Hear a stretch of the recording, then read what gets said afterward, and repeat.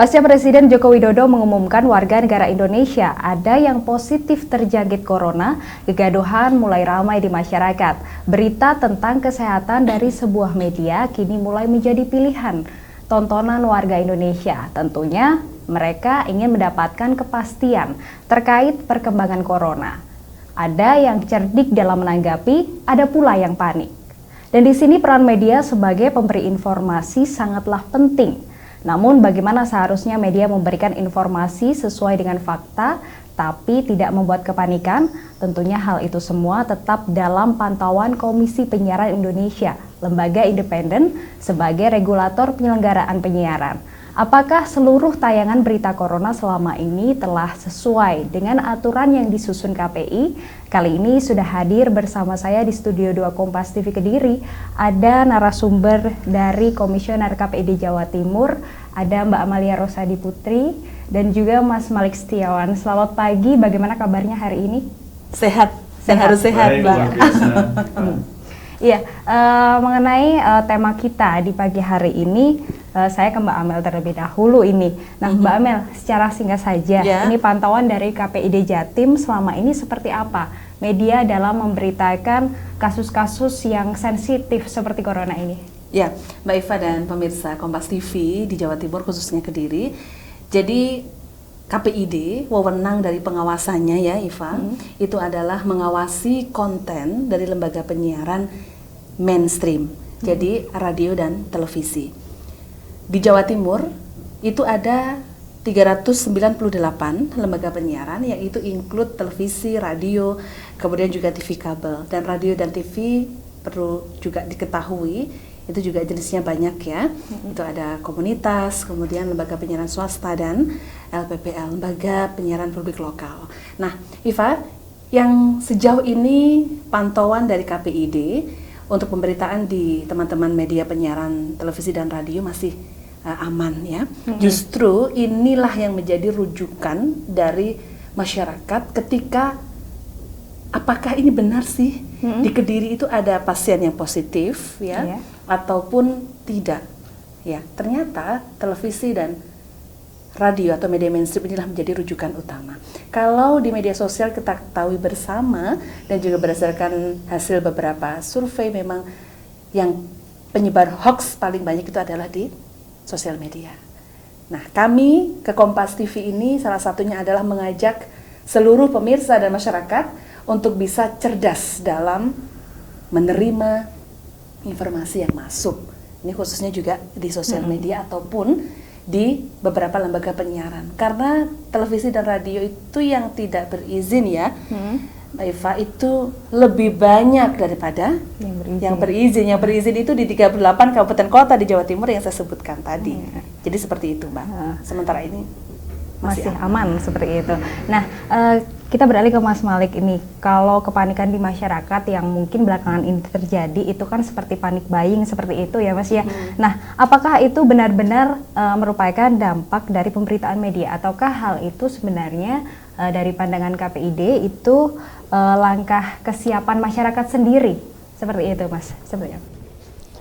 Jadi pemerintah tentu sudah menunjukkan langkah-langkah yang strategis dalam rangka menangani virus corona atau COVID-19 ini.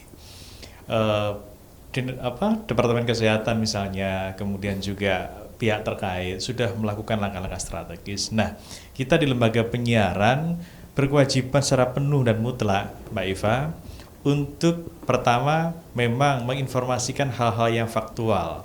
Tapi jangan lupa bahwa kita juga berkewajiban untuk mengedukasi agar tidak timbul keresahan di masyarakat.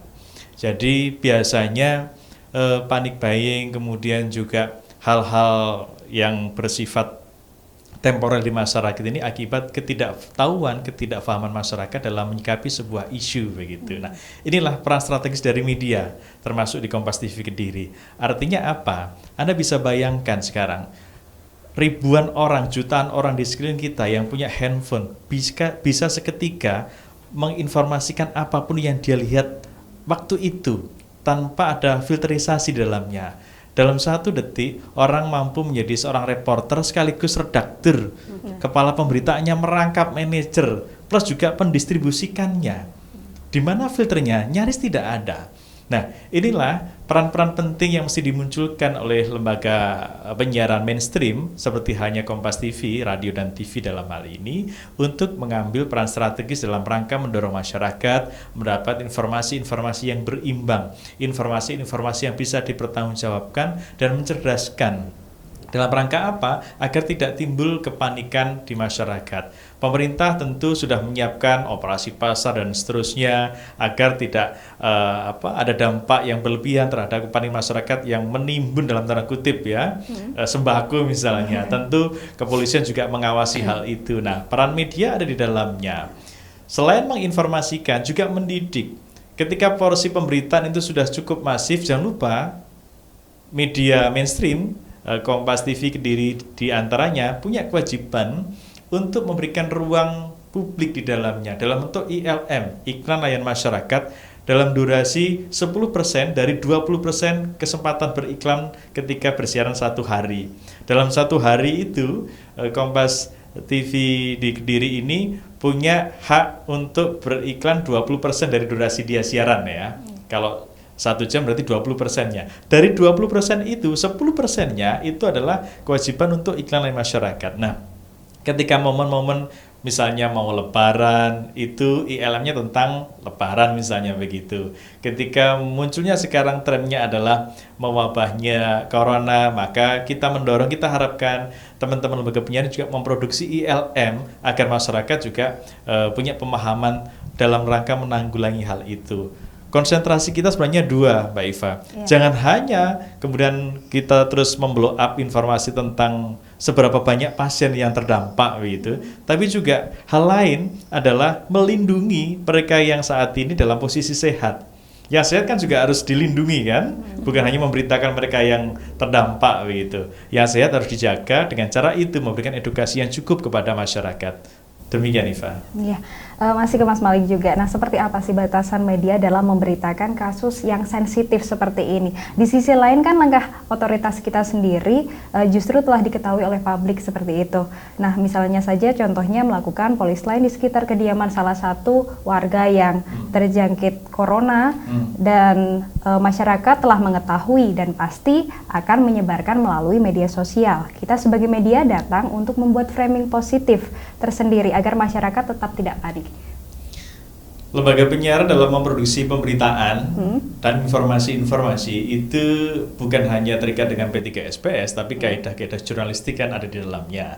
Maka keberimbangan itu menjadi penting. Artinya apa? Cover both side, informasi yang berimbang itu juga mesti dikedepankan. Satu lagi jangan lupa, hak-hak dari narasumber, hak-hak orang yang diberitakan, hak privasinya mesti dijaga juga. Jadi bukan semata-mata kita kemudian karena punya kewenangan untuk menginformasikan hal tersebut kemudian memblow up habis-habisan, tapi jangan lupa efek terhadap yang bersangkutan, efek terhadap keluarganya. Kemudian informasi ini harusnya juga mencerahkan agar orang lain berhati-hati, waspada, tapi bukan membuat mereka, masyarakat ini menjadi semakin ketakutan, panik. Itu yang justru sebenarnya sisi kualitas pemberitaan akan diukur di situ. Ketika informasi itu justru mencerahkan, oh iya, ini ada pasien, oh kita mesti waspada, tapi bukan takut ya, waspada dalam rangka membarikade agar penularannya tidak masif begitu. Makanya tadi saya sampaikan, menginformasikan, memberitakan penting, tapi juga diimbangi dengan iklan masyarakat agar mereka punya wawasan yang lebih, berperilaku hidup sehat dan seterusnya, itu menjadi hal yang baku. Kira-kira begitulah, Ivan. Iya, baik. Nah, kita kan semua sepakat bahwa sebagai media itu harus tetap berjalan pada jalur fungsi dan juga perannya. Sejauh ini kalau tadi sudah ke Mas Malik, saya ke Mbak Amel ya, ada berapa pelanggaran yang sudah ditemukan KPID Jawa Timur tentang pemberitaan khususnya mengenai kasus-kasus yang sensitif seperti ini? Apakah ada di Jawa Timur? Kalau terkait dengan pelanggaran kasus-kasus yang semacam ini sepertinya belum, Mbak.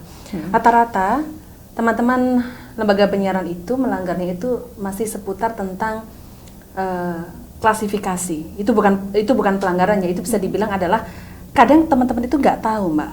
Ya, jadi ketika kita pada forum klarifikasi dugaan pelanggaran isi siaran, itu kan salah satu step yang ketika suatu lembaga penyiaran itu diduga atau diindikasi melakukan pelanggaran isi siaran. Nah itu udah takut gitu loh Mbak. Sudah yang ini jangan-jangan ini saya dipanggil itu udah takut, padahal itu kita diskusi loh. Kita masih sharing, kita masih cross check seperti itu. Jadi untuk yang berita-berita sensitif itu belum. Rata-rata teman-teman itu yang melanggar Mbak itu lebih ke masih SARU ya. Karena kita punya formulasi 5S racun siaran ya, nanti bisa kita tambahkan ya di mungkin segmen selanjutnya. Jadi SARU itu kan hal-hal yang nggak pantas ya Mbak. Jadi yang nggak pas, pornografi itu yang mungkin masih sering dilanggar oleh beberapa teman-teman di Surabaya. Jadi ketika mungkin presenternya juga ada belahan yang terlihat, itu kan sebenarnya juga itu yang masih sejauh ini itu kita temukan, pantauan dari kami.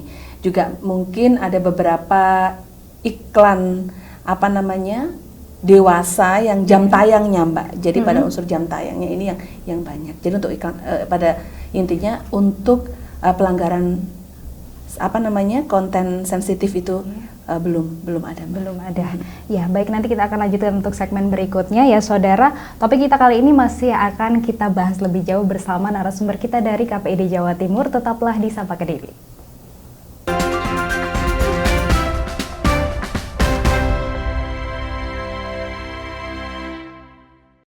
Indonesia tanggap corona. Kita mengumumkan adanya kasus COVID-19 di awal bulan ini. Saatnya kita kerja dari rumah, belajar dari rumah, ibadah di rumah. Putus mata rantai penyebaran corona, lindungi diri Anda, orang-orang terdekat, dan banyak lagi yang lainnya dengan cara-cara berikut ini.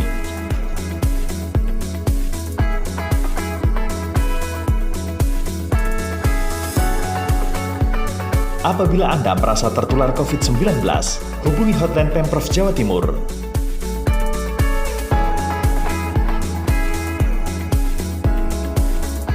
Ingat, COVID-19 bisa disembuhkan.